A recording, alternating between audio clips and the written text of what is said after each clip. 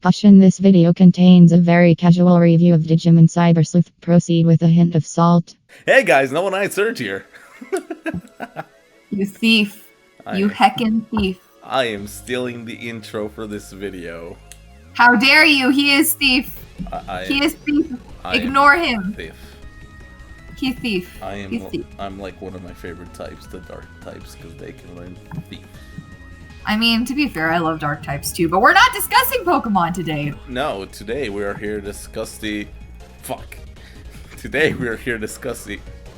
We're here to discuss the fuck? We are here to discuss the digital champions known as Digimon. Digimon, digital monsters, Digimon are the champions, who today I learned was not a copy of Pokemon, but instead a copy of Digimon. Wait, fuck. What? Anyway, yes.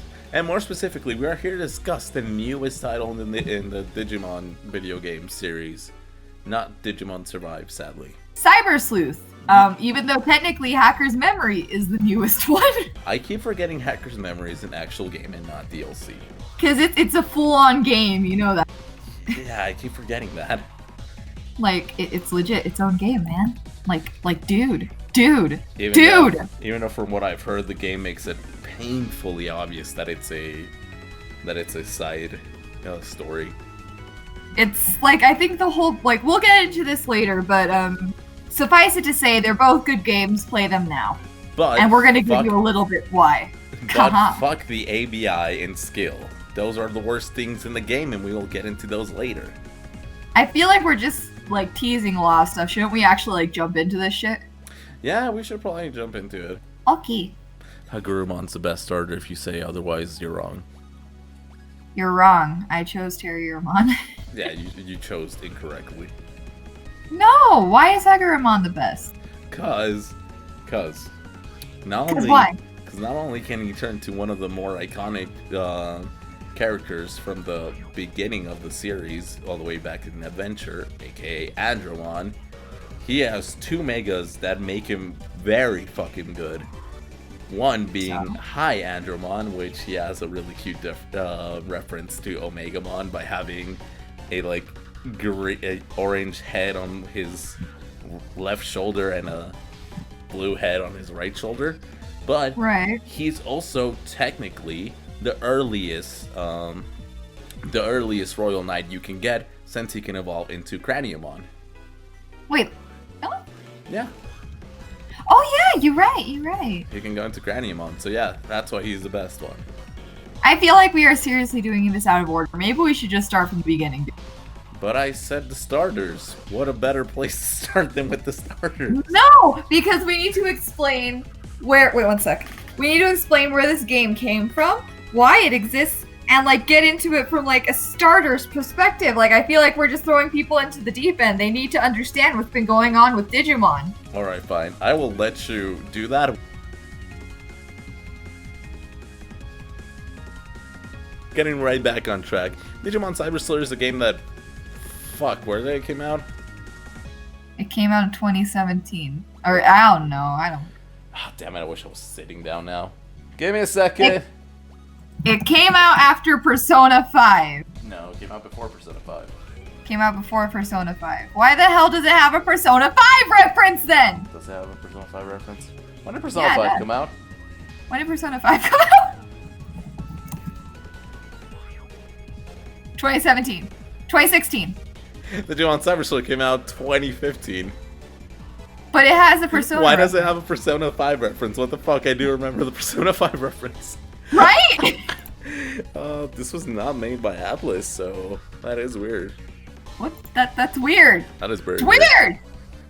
Anyway, Digimon Cyber Sleuth is a game that came out back in 2015. It originally came out for Japan only, but thanks to the Digimon fans being like, hey, quit screwing us over, a petition was signed, and we ended up getting it translated over to the States, which we'll talk about. I should note to mention that the first translation went somewhat poorly.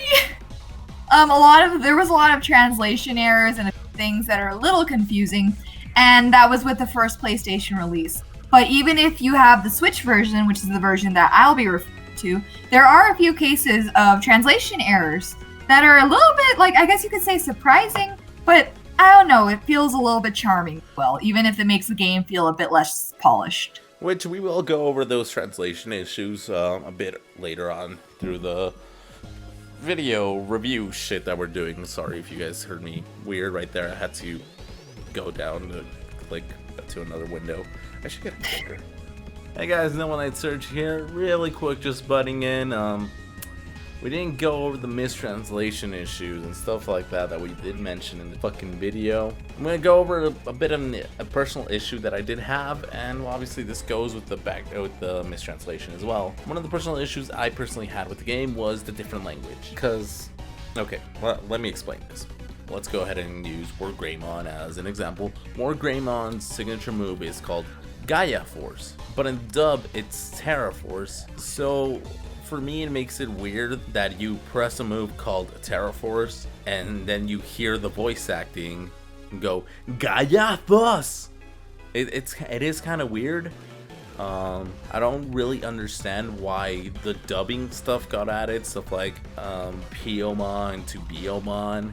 I don't get what this stuff added and why they had to add this stuff, specifically because there is mistranslations and there's translation errors, and honestly, if they were gonna just, you know, bring in, like, actually translated, they should have just focused on translating instead of focusing on making sure that that stuff from the dubbed is in this game. I know it's a personal issue, but that is what we were talking about when we kept bringing up the whole mistranslation. So yeah, I just wanted to bring that in. Once again, sorry for butting in. So, the game pretty much has you going all around Japan. No. Is that right? Yeah, that's right. No, that's not right. It's more like Tokyo. It's more like centralized just in Tokyo. I mean, I guess. The game has you the unnamed MC, because you can name him whatever you want. He's one of those silent protagonists that you just put your personality into. Or her. Since it's one of those empty MCs, if you say the MC has no personality, no, you're wrong. It just means you have no personality. Anyways, to rewind all of that, a lot of people probably have a vague notion of Digimon from their childhood, as it hasn't enjoyed the same amount of success as Pokemon has. And that isn't to say that it has completely, like, died out or anything. Quite the opposite. While Pokemon has had 2020, baby. What the fuck did you just say? Digimon 2020, baby. I was getting into it! Go for it. Do what I have to deal with. You love me, you know it. I will fight you in an alley. I can't. Fuck. Anyways, what I was trying to say is that, well, Digimon hasn't been in the limelight as much as Pokemon has. It's still been continuing its series just alongside the more popular franchise, with a lot less success, I won't deny that. But strangely, oh heck, let's not bring that up. With, I believe, that being the last original anime that they've done of the series up until the and Digimon Tri, which we'll get into maybe another day. Technically, it's Appimon, but Appimon is more of a spin-off series. Even though we do get to see some Digimon, actually I don't know how many Digimon. I do know we get to see Agumon in the series, but that I believe that may be the only Digimon we actually get to see. Real quick, just to clear up some confusion, Appimon are not Digimon. They are, instead of being digital monsters, they're application monsters, and they work a lot like apps on your phone. Anyway, continue. I wasn't even aware of this, and now I'm insulted that it exists. Why am I defending Digimon? Damn. I'm kidding. I still really love Digimon. And actually, on that topic, this recent game that we're discussing, Digimon Cyber Sleuth, is a big reason for my resurgence in my love of the genre. Because we've been discussing over the years that there are so many issues with Pokemon recently. Like, we go into them, everyone's gone into them, everyone has beaten it to death. But interestingly, Digimon Cyber Sleuth has tackled a lot of those issues that people have with Pokemon, and have done such an amazing job of it. It's genuinely a more enjoyable game than the most recent Pokemon game was in Pokemon Shield, with a more engaging story, better characters, and much better gameplay as well. You see, outside, everybody knows that Pokemon has been keeping pretty much the same format for every single game except spin-offs. Digimon instead has been... Technically, Sun and Moon also changed up the formula a bit, but still sort of similar. Not nearly in the same way, because every Digimon game, if you look back at the catalog, which most people haven't, because let's be real, people haven't been playing Digimon games that much. They changed something up, like the game mechanics, majorly every single, I guess you could say in their case, generation. Even from going from Cyber Sleuth to the next one, Digimon Survive, there's going to be a big switch. But the thing about that is, act more like a tactical, like a tactical RPG, which is going to be very interesting to see the series. I do wonder how they're going to handle stuff. Are they going to have something like Fire Emblem with permadeath? But we'll talk about Survive once the game actually does come out. Please do come out. But on that topic, even though that has all been said, I feel like that this innovation with each generation has just made the games much more enjoyable, which is shocking that more people don't talk about these Digimon games, because Cyber Sleuth and Hacker's Memory, by extension, are very good games, and we're going to get into that a bit more. But let's just say that this overly long intro is over for right now. First off, to explain the gameplay of the game before we actually jump into the story, the gameplay works a lot like the Shin Megami Tensei series or the Persona series, which sadly, even though the Persona series is a spin-off of Shin Megami Tensei, has become more popular. That sucks for Shin Megami Tensei, but I know there's a lot of fans out there for them. But yeah, pretty much, you have a team of Digimon fight. It's an RPG. There isn't much gameplay aspects to it. And instead of with Pokemon where you have the options of just 1 or 2 in double battles, in the Digimon game you're kind of always locked into 3 versus etc. number of enemies. And it's kind of interesting because having 3 instead of 1 or 2 surprisingly makes room for a lot more interesting combos, especially in the cases where you have allies who can join you, which could add your number of opponents on either side to be like over 10 in a battle, and it can get pretty exciting, but also kind of confusing. Over 10 in the battle? I do not remember this happening to me at all. Yeah, it can happen. I might be exaggerating. It might be 8. Yeah, I was sort of thinking maybe 8 was the limit. Anyway, now that we've simplified the gameplay a lot. We'll go back to it in a bit. The story is a combination of your typical JRPG story with a Digimon It's story. Digimon Persona. That's the best way I can explain it. If you know the formula of a Persona game, you know the formula of this game, and it's honestly really great. Chapter 1, save a cat from the tree. The final chapter, kill God. By God. Yep. That's not even an exaggeration. It is not.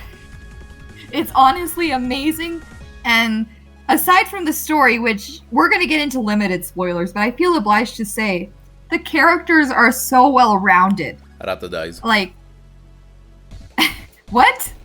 Buy the game. But, the characters are very well-rounded, and what I love about it so much is, there's this character named Nokia who's in the game, and she's sort of, I wouldn't call her a rival, I'm just using Pokemon terms. She's sort of like a companion type, similar to a character as Bianca in Pokemon, in that she sort of is along for the ride. And what's amazing about her is that you start her off as a typical kind of a diva, kind of a brat, kind of a bitch. Are you dying? Why? Okay, whatever. Anyways, her character arc throughout the game is actually really interesting, and she grows as a person. And that can be said, I believe, for all of the main characters. And something that I really, really appreciate about this game is that Digimon and Pokemon have for a long time felt very male exclusive. I remember being a young girl and being laughed at for liking those things. It's gotten a bit better in recent years, but you still mostly see males in spaces. What I really love about Digimon Cyber Sleuth is that the majority of the main characters are girls, and they're not like the traditional stereotypes for the most part. Like, okay, they are dressed a little bit sexily, but that's, you know, whatever, I'm a lesbian, I don't care, but I can still see the problem. But they still have character arcs, and there's a really, really cool twist associated with one of them towards the end of the game that honestly made me go, hell fucking yes! But I desperately don't want to spoil it. What twist you're talking about. That is a really good twist, and I did not see it coming. It is such a good twist, and it's so amazing, and it's so amazing what happens with it, and it's just so good. And it's like, strong, powerful women are my life. And I'm just sobbing. And on the topic of diversity, because damn it, I need to go into this. There is shockingly LGBT representation in this game that makes me lose my absolute shit. I'm gonna go ahead and cut you out right there. There's this really cool side quest that goes into what she was saying, where there's this guy that feels like there's a hacker on his phone, because in reality there's a Lilymon, I'll put her somewhere on the screen, that is in love with this guy that's on the outside of the phone. So she just stays on his phone so she can be quote unquote with him. And when you get out of the phone and you explain to him what's going on, he's like, oh yeah, she can stay. I'm gay either way. I love it so much. And like, that's not even just like a one-time thing that they mention. There's also mention of characters being non-binary. You fight a hacker who says, I've never really felt comfortable with he or she titles. I've just always felt comfortable with being me. And then like a secondary character who's a woman, and a police officer, she's implied to have a crush on the detective you're working on, who's also a woman. And it's just so amazing. But I really want to quickly get one more thing out in this topic, because it kind of ties into translation errors that we mentioned before. The game was clearly designed to be played by like a male character, and they assume that for most of the game. And you do have the option in the Switch version, and I'm not sure about the PS4 version, to play as a girl in Digimon Cyber Sleuth. You do. But the funny thing is, if you play as a girl in the game, there are cases where you can tell that they didn't have like an option for a female character versus a male character. So characters will tease you about crushing on girls while you're a girl, and it just makes my heart go doki doki. And it's amazing. It's probably accidental, but a large part of me hope it is. To be honest, they probably originally were writing out the game to be played from a purely male perspective, but probably either PR or someone else in the company was like, hey, add a female character, we'll sell a lot more. And I mean, I'm grateful for that. And it just, like, seriously, it makes me smile. I don't know, it's a silly thing. I remember being a little kid and playing Bakugan, the video game, and only being able to choose a male character, and that made me so sad. The first Bakugan game? I think so. Because you could customize your character a little bit. Yeah, you can customize it, and you also get your own like partner Bakugan, right? Yeah. That no matter what type, like if you pick Pyrus, Aquas, Ventus, Darkus, it doesn't matter what type you pick, he's always gonna be the type that you picked. Yep. I also play that game. That game's fucking sick. We'll get into that another day, perhaps. But yeah, it's honestly really refreshing how much like diversity and like kind of representation this game has, and I really appreciate it, honestly, because I don't know, I feel like Pokemon's been going very no homo. Yeah, Pokemon's been doing very much the opposite of that.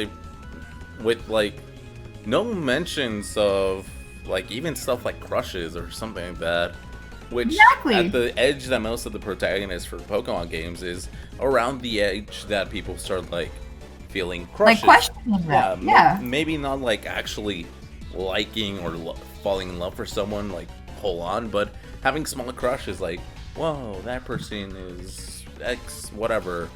And it falls onto the fandom to do stuff like that. A lot of people have in their headcanon that Pierce is gay, which I don't mind. Yep. I mean, I do. Yeah, I know I mentioned I'm a lesbian, but I have a crush on him. So like, stay away from my mans.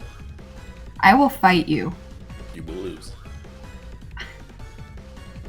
Well, I mean, he's not wrong. If you look at the video where we battled, I got my ass royally kicked. So he's not wrong. but that doesn't mean I'm not going to try for true love. But point remains that honestly, the diversity is so refreshing. I love it. I love playing the game. And not only that, like still on characters, there are a lot of side quests in this game. And a lot of video games that feels kind of repetitive, feels kind of boring, whatever. I honestly really enjoyed every single side quest you got in this game. Like every single mission, every single case. Because there were so many interesting characters to me, even if they were one-off. Like there's this really cute one where you have to deliver a blanket to a big monster type Digimon. Because a little girl thinks that he's getting cold, and in return he gives her a music box. And it's just little things like that. Quest. I love that quest. Little things like that make such a difference to a game. It gives it so much heart and soul. Making the side quest actual cool side quests like that is a really good thing to do from a gameplay perspective, because you're extending the gameplay time that your player base is gonna have without having to make it something that people won't like. Because I know a lot of people don't like, for example, I'm gonna use Edu as an example here. Persona 5. He just beat Persona 5 like 2 days ago, and he ended up hating it. Wait, really? Yeah, he ended up hating Persona 5, and from what I've been seeing, he was enjoying the game until he started hitting the 100-hour mark.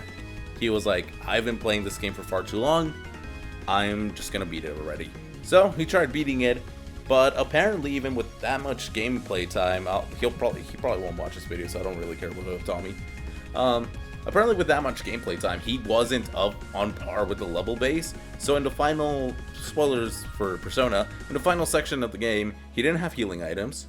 He had to grind because he was under-leveled, and he had to fight 4 mini bosses. If you've played Persona, you know this is the Angels, Michael, blah blah blah. Yeah, I forgot the other 3. And then he had to fight the final boss. So not fun. Those final moments of the game made it a very unpleasant experience for him. But if the game had actively made the side quests a bit more enjoyable, sort of like how Digimon Cyber Sleuth does, then it probably wouldn't have been a problem. Also, I don't know what the hell he was doing if he did spend over 100 hours on Persona, because I know if you don't focus on side quests or anything and just focus on the game, you can beat any JRPG in under 60 hours. Yes, but like that's a big part of the Digimon game too, is that like whenever you go up against a battle, if you're doing everything at the pace the game sets for you, you never really feel like you're under leveled. You just feel like you need to reassess how you're doing it and how you want to go about each battle, which I feel is a lot more, it can be frustrating, especially if you realize I probably don't have the right Digimon to battle this with. I'm gonna have to get somebody else, which is a little tedious. It still feels a little... I had no problem with Leopardmon. It still feels more fair. It still feels more fair. And I was going to bring that up. If there's also these little, not actual side quests, but if you're exploring some of the dungeons that there is in Digimon Cyber Sleuth, you can encounter a guy that will have a powerful Digimon. The first time I encountered him, it was the... If you play the game, you'll know who I'm talking about. It was the guy that had Flamedramon. Yep. Yeah, and at this point in the game, I was having a very easy time, so I was cocky, and I was like, hell yeah, let's fight. He royally kicked my ass, and... That's another thing. I feel like the game will sometimes tell you, no, you're not ready for it. Go back, play more of the game. Yeah, and this is an optional fight, so obviously it was on me, but I got salty. I grinded for an hour or 2. Killed them. Anyway. I mean, and I'll admit, too, it feels really damn satisfying when you kick their ass. Where I was originally going on with that was actually to the game overs. This game has game overs, and is something that you gotta constantly keep reminding. You just finished doing something, save. There's no auto-saving. Save. You gotta save. For bringing back the Flamedramon guy, when I lost to him, I lost around an hour and 30 minutes of progress. That sucked ass. And I know how that feels. Yeah. And it made me drop the game for around a week. I stopped playing it for like a week for that, because it was really annoying. I honestly dislike when JRPGs do this shit, or just games in general. And don't get me wrong, I'm not saying like, ooh, every game should have auto-saving. I'm not saying that at all. It was my fault for not saving. I did do a lot of progress, and it's just my fault for not saving. But punishing me for losing a fight, an optional fight at that, that felt like a very big punishment for that. But whatever, it's a lot better. I feel like it's also the game like kneecapping you for too cocky. But yeah, that was also on me. I took that guy on with like no issues, but at the same time, like I'm somebody who will play. I like to play games religiously when I really get into them. I feel like we have just been like going into a lot of stuff. It's complicated because this is very, as you can probably tell, this is a very casual. It's just something before. Like, I have to go back to school and university, and we just want to get it out. Yeah, we're sort of making a backlog of call-ups, because we're pretty sure that when TheLastUnicornInOz here goes back to school, we won't be able to do as many call-ups as we were doing, even though we didn't really do that many to begin with. We tried, Uwu. Yeah, and that's why we're getting them all done right now. I'm sorry. Listen, I swear at the end of these, we're all going to be sounding horrible. Watch it in a couple of weeks, we're gonna be like, what the frick happened to these two? Anyway, changing from, we've already talked a bunch of the gameplay. We've already talked as much, without going to spoilers, as much as we did with the games, and we already talked about the character designs, except the boys, which the boys are still good. There's not that many boy characters. There's it's like kind of funny. 2. Actually, though, Hacker's Memory, I know you haven't played it yet, is the reverse of Cyber Sleuth. There's mostly male characters. Oh. It's kind of funny. You can only play as a guy, though. That's my only... Oh, really? Yeah! Interesting. But I don't really mind, because it's interesting. I feel like the character for Hacker's Memory, because I'm going to be the one speaking a bit more on this, because I've actually been playing it, he's less of a blank slate, if that makes sense. So he's not one of the protagonists that you put your personality into. Right. He's in terms of gaming, I want to say he's more like a Makoto Naegi from Danganronpa, where you sort of play as them, but they already have set personality and character traits. I understand that. So he's like an actual protagonist. Yeah, I don't mind as much that I can't play as a girl in this one, because he already has his own initiative. That didn't stop me from naming him after my dog. Bruce? Yes, I named him Bruce. Insert Jaws joke here. I like to call her. Yes, I also want to point out that since Hacker's Memory came out, I believe a year and a half after Cyber Sleuth, there are some appearance updates on it. It looks a little bit more polished, especially in the dungeons. It feels a little bit prettier. I haven't beaten the game yet, so that's pretty much all I can speak on it. It still plays the same as Digimon Cyber Sleuth, the original. It has but Digimon, definitely but don't come out in Cyber Sleuth, and it makes me so sad. Susanomon, please. I mean, if you really want to avoid that, buy it on the Switch, but you can buy both Cyber Sleuth and Hacker's Memory on the Switch as part of a bundle, and it comes with a ton of DLC added on. So it's a pretty damn good deal. Or if you decide to go with the superior console, you can get it on PC with the same bundle and the same DLC included. Well, you can't take it with you everywhere. Unless you have a gaming laptop. Oh, well, frick you. Yeah, let's go. I will throw down and I will lose, but at least I will have made my point. Yes, but going back into actual Cyber Sleuth, since we were talking about Hacker's Memory for a bit, the animations. Oh god, I just went like really far away from my mic when I said that. The animations. The animations are really good. There's your basic slash, punch, kick for each of the basic attacks that your Digimon does. But every Digimon has a signature move that only they know. And those ones are like polished. So I know, but I want to cut in on you because you're cutting in on me. Okay, sure. Anyway, yes, each Digimon has their own signature move, and these are all the animations for some. Look at you, Sukamon and Numamon. Fuck you and your poop throwing. But most of these animations look sick as fuck. One of my favorite animations in this game comes from Piedmon. If you watch the original anime, you recognize him as one of the Dark Masters. his signature move is Trump Swords. And he just like swings his arms around and fucking like daggers come out. Sort of if he was a magician throwing daggers at a tied up person.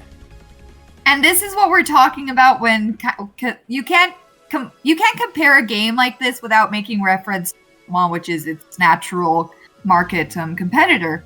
And that said, when we were talking about that it skips over a lot of the issues Pokemon has been having, the animations, not just in the moves, across the board are very well done. For instance, this game has, they follow you. Your Digimon follow you, all three of them that you have in your front.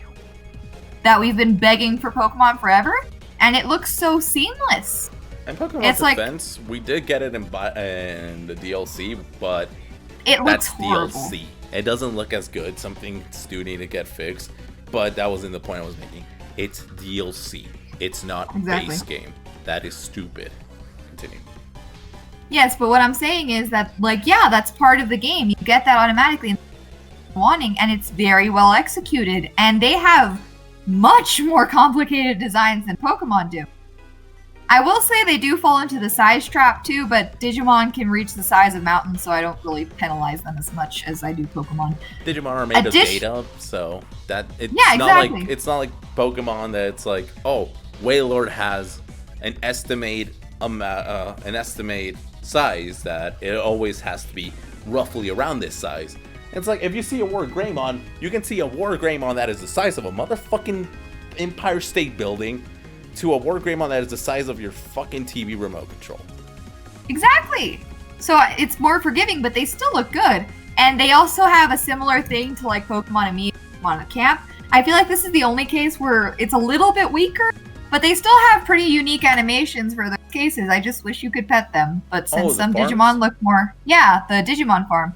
But since some Digimon look much more human, I feel like being able to pet them would be a little weird. Let's not lie. You know you want to pet Angelomon. Shut up! Shut up! Shut up! Shut up! I'm not saying word pet her, but... Anyway, since you did bring that up, I'm going to go ahead and mention the Digimon Islands are really cool. That's one of the ways that you raise the skills, which once again I'll go over later on. The skill points for your Digimons and level them up without having to actually take them out into battle. And that's also where you can feed them to raise their friendship, and you can make them do little tasks that will knack you some rewards. I never did them, and I actually have my island set up to represent each of the animes. For example, in my island number 1, I currently have Angelomon, Magna Angelomon, Super Kabuterimon, Mega Kabuterimon, Ultra? The Red Kabuterimon, Vikemon. I was able to get Vikemon out of all of them. And the other one, I forgot Zora's, and Lilymon and Gardramon. There'll be images of them, you'll see them. Metal Gardramon and War Greymon are in my party, so that's why. But yeah, that's pretty much what I've been using my islands for. But there's still a neat thing that's there. It's something to have them do. And honestly, it feels a little bit more useful than like Pokemon Camp, anything, like in the terms of gameplay at least. The only issue I have with it personally is, again, that it feels like a little less polished because they don't have as many animations, but that wasn't what this game was focusing on, so I can forgive them. And that it makes it feel a little bit less personal. Like how Pokemon Camp makes it feel like, oh, these are my babies. But this one, it really just feels like you're sending them off to get like trained and get swept. Yes. And so, I mean, yeah. And the way you go into Digimon Farm is going into a certain character's area. I think her name is Mireille? Mireille? Yeah. Her name is Mireille, and she has this area that pretty much acts like your Pokemon Center. You can pay to heal, you can pay to buy certain items that work with your farm, and this is actually where you store Digimon that you don't have in your farm or in your party, and it's also where you get to Digivolve, which is evolution, because for some reason that got translated a little weird. But also I really just want to quickly say Mireille has plot and too. She's not just sort of there, but I love her so much, and I would. She does have plot importance, and if you've played the other Digimon games, she does shows up there, meaning that she does. It makes sense, the plot importance that she has in the game. But going into that, Digimon Evolution. Oh boy, that okay. It's a mixed bag. I'll admit that. I'll let you go first because I'm seeing in our notes that you have nicer things to say about it than I do. I have nicer things to say because I am baby. Gomen, uwu. Please, just say what you need to say, please. Okay, I just really quickly wanted to go. I kind of enjoy Digimon Evolution. That unlike Pokemon, you can Digivolve them up a stage, then Digivolve them down, then make them go to a different stage, and you could probably take one Digimon and make them fill the entire Digidex with that one Digimon. Because they can turn into like so many different family trees in Digivolution line. It's pretty cool. And like I said, it can be very fun just to do that. And honestly, I use this method to kind of cheat because you get, much like Pokemon, you get to choose from 3 Digimon at the start of the game. Hagarumon, Palamon, and Terriermon. Well, you see, Terriermon's cute, but my baby is Lopmon, which is its sibling. So what I did is I Digivolved Terriermon up, and then Digivolved it down to get Lopmon. So I beat this. That's all I have to say. Couldn't you real quick? Couldn't you just not evolved it up? You could have just gone Terriermon down and then up into Lopmon. Well, the thing is that you had to have found Terriermon's previous evolution, which is Nyaro. I forgot. And you don't find that until... Yeah, I forgot about that. And in my point of view, I do like Digivolution. Don't get me wrong. It's fun being able to be like, okay, I want to have an Agumon. I want that Agumon to go to Greymon. I don't want Metal Greymon though, so I'm gonna go with Skull Greymon and then Digivolve, and then see what Skull Greymon can Digivolve to. That is fun. It is really cool. And then just going backtracking in case you didn't like what Skullman could Digivolve to, and Digivolve into something else. It's really cool. My problem with this, goddamn, I'm away from the mic. My problem with this is that ABI and skill points are fucking terrible. ABI and skill points, let's put it as, they're pretty much EV training. From comparing it to Pokemon, they're pretty much EV training, which, as anyone knows, EV training and IB grinding, those things are simply for competitive Pokemon. You don't need them to play the game. They're completely fucking optional. But in this game, they're kind of required if you want certain evolutions. And it's exhausting. Yes. AF. It is so stupid. And you could say like, well, if you play the game, you could be like, well, I understand why ABI is such a fucking stupid thing. But why skill points on NobleKnightSerg? And I'll tell you why. Because to raise your skill points past the original cap that you have for them, you need to raise your fucking ABI. So even if a Digimon that doesn't require a certain amount of ABI requires a certain amount of skill points that you can't reach without raising its ABI, you still have to grind for fucking ABI. And it kind of becomes exhausting. It is fucking stupid. It is stupid, and ABI is honestly the worst thing in this fucking game. The game, like the game itself, is still very good. Don't let all of this dissuade you. It can get exhausting. Don't let this dissuade you. If you want, I'm gonna go in my little rant now that I was planning for later on. The Royal Knights, or the Holy Knights. The Holy Knights is their original name. I don't know why, even though I hate most of the dub names, I stick with the Royal Knights. It just sounds a bit cooler to me. But the Royal Knights are some of the most powerful Digimon in just Digimon in general. You wouldn't consider them the top 10, not even the top 20, but they're still fucking strong. To get them, they all have an insane amount of ABI requirement, except Omegamon. He's the one that has the lowest, actually. You need 40 ABI, but then Metal Really? In the Switch version, it still requires 80 for both of them. Oh. Okay, I'm so glad the PS4 version doesn't do that. In the PS4 version, it's exhausting. In the PS4 version, War Greymon requires 20, Metal Garurumon requires 20, and Omegamon requires 40. Point is, they all require an exhausting amount of ABI to get, and not only that, they require a challenge quest. I think this is stupid, because yes, a lot of JRPGs have challenge quests that knack you like overpowered items or something. But these aren't overpowered items or nothing. These are actually some famous Digimons that people want to get. For example, I got Hagurumon because my original goal for this game was to acquire all the Royal Knights. And I was like, well, Hagurumon evolves into Craniumon at some point. I'll just get Craniumon out of the way as fast as possible. That never happened. And still hasn't happened, actually. And I sort of gave up on that goal because of the ABI requirements.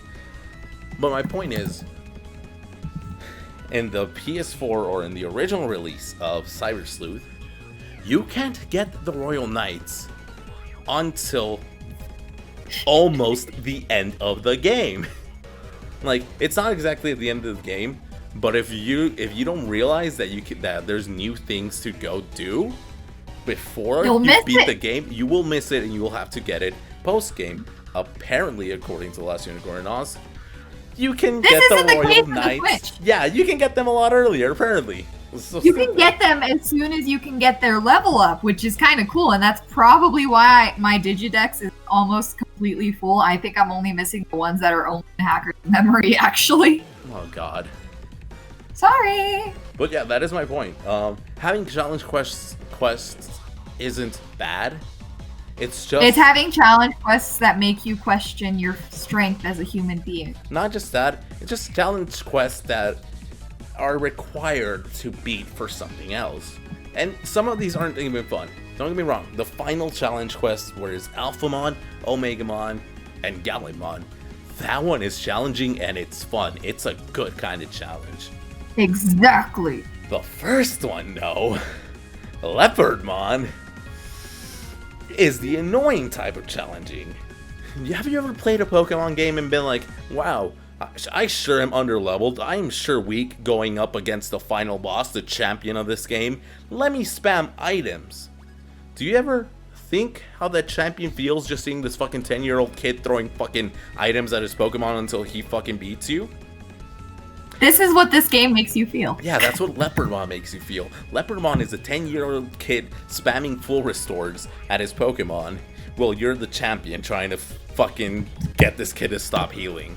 It is fucking exhausting. It's so much, but at the same time, I feel like the Switch dumbs down a lot of it because I don't know if maybe my Digimon better than yours. They're not. But I had a lot easier time getting through all the challenges, and I played on hard. Yeah, no, she played on hard mode, and she had an easier time than me, and I was playing on normal mode. So that's what I'm thinking. I wonder if the PS4 is just crueler. Yeah, it might be that. Because also, that'd be kind of a lot of my Digimon were maxed out. Like, here's what I was doing with my Digimon, though. I'd max them out, and then I'd de-digivolve them all the way down to and then I'd get them all the way up, and I'd max them out again and rinse and repeat like a zillion times. Which, that's pretty much what the game asked you to do, which is stupid. But it's fun. No. It's fun. No. This game is good. We're here to praise the game. Why are you being an asshole? I'm not being an asshole. It's all in my notes. You can read it.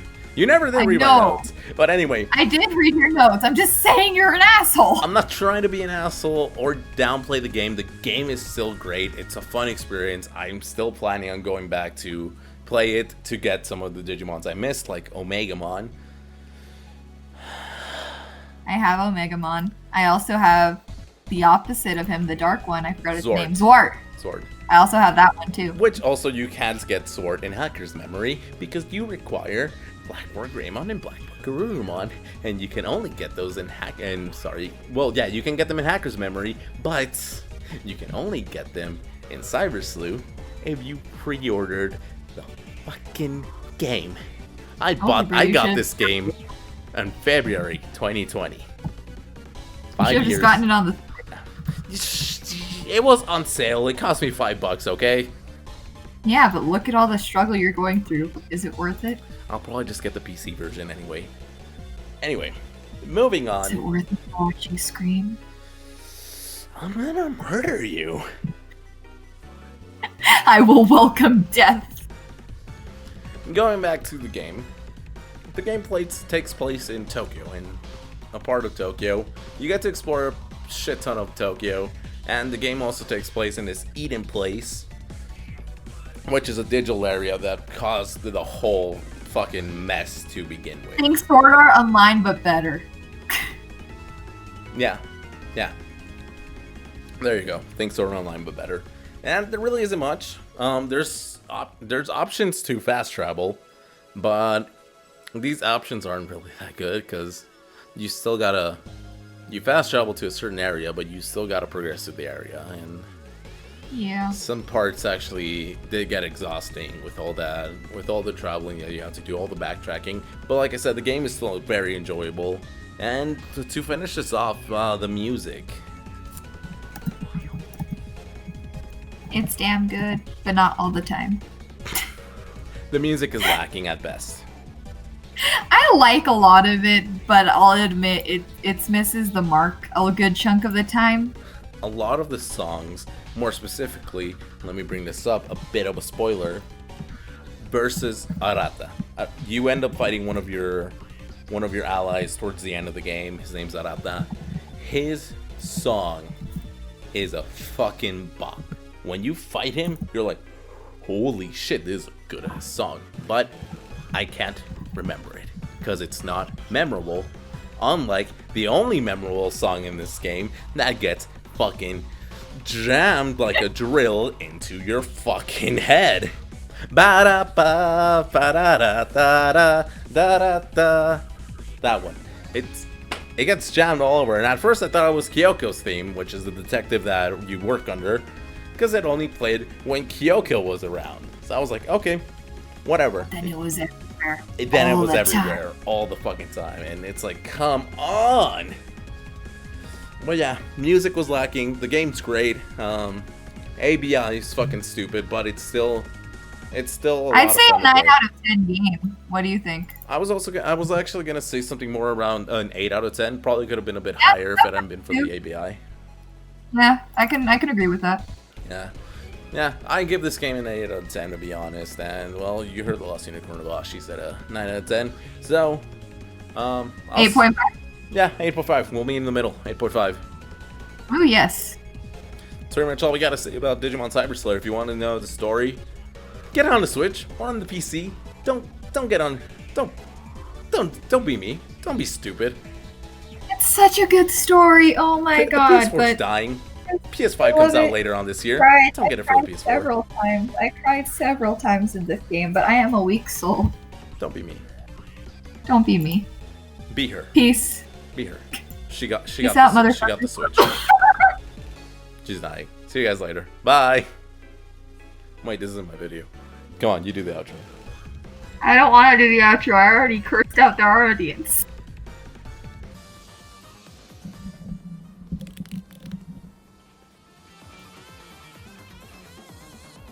Editor's note.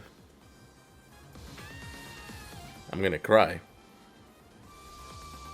I did not save after I got Omegamon. Wait, did I?